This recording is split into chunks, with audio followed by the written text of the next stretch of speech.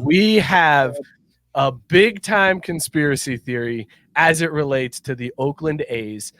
So since Scott is the baseball expert, I am going to throw it to him so that he can break this one down. We got to do this right.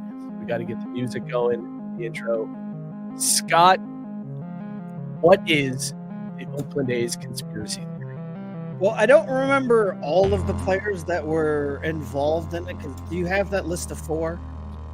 Because I remember specifically, obviously, everything that got it kicked off was the fact that yesterday the Oakland Athletics sent down who was their starting center fielder on opening day last year. Now, through the course of the season, he lost a starting spot. There were skill level concerns, but it was mostly clear that the A's roster being what it was, he was at least one of the most talented players on the team that should be in the big league. Wasn't any worse than being in the big league. Fast forward to this season, everybody assumes there's nothing to see here. He's going to make this team probably platoon like he had been. He started off kind of hot, and then all of a sudden, we're 5 games into the season. A really weird time for somebody to get sent down to the minors, especially with no injury, no substitution like that. They just called up a guy that everybody recognizes as much less skilled. Now, the weird part about it is there's a bar or a company that makes these. It's not an actual bar, right? It's just the company that makes the fans. Yes, that those kind of like in the know in the Oakland A's inner circle fandom refer to the Oakland Coliseum as baseball's last dive bar.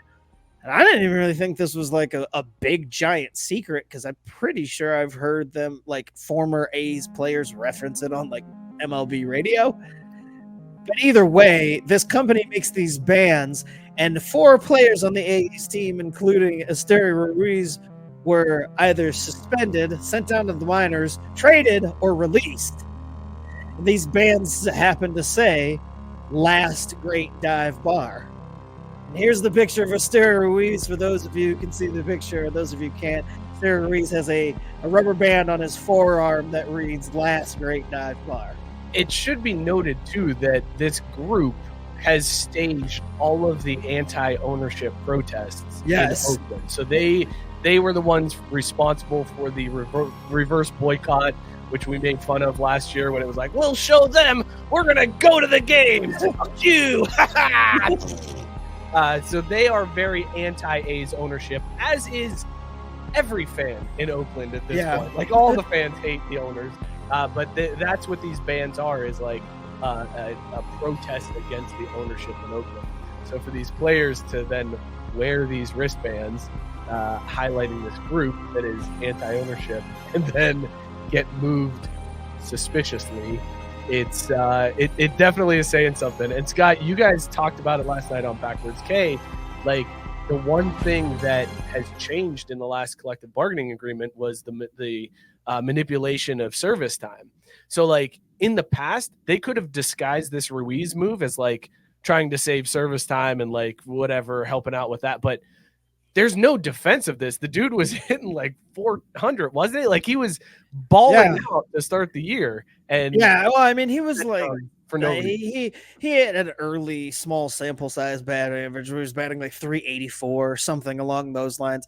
No reason to really get sent down, and the reasons that they gave make sense, except for under the context of 5 games into the season, you don't usually make a move like that unless a guy is just clearly struggle busing it to the point of not being able to, swing a bat properly or get a pitch over for a strike without somebody hammering it. So very suspicious. And Brent Rooker, one of their other like name players on that team, also getting benched, made little to no sense. Now, they said it was a scheduled day off, which it's hard to dispute.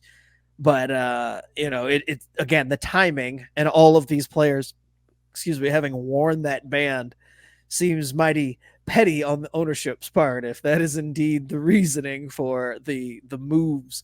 If team construct and winning be damned, because they would clearly be better with these players on the team than off. But if the ownership group or the owner himself was that triggered, that they saw this and thought, we're going to teach all these motherfuckers a lesson. That's Hall of Fame petty level right there. I kind of applaud it. Do we believe the conspiracy theory? That's the question we have to ask ourselves. Mookie, you are the silent observer here. You're kind of on the outside. You don't give a shit about baseball. Hearing the facts presented to you by Scott, do you believe this conspiracy theory that the owners were sending players down as retribution for wearing these wristbands? I mean, candidly, I don't really care as long as the A's keep losing because I'm up like 400%. So, like, let's go, baby. Fade the A's.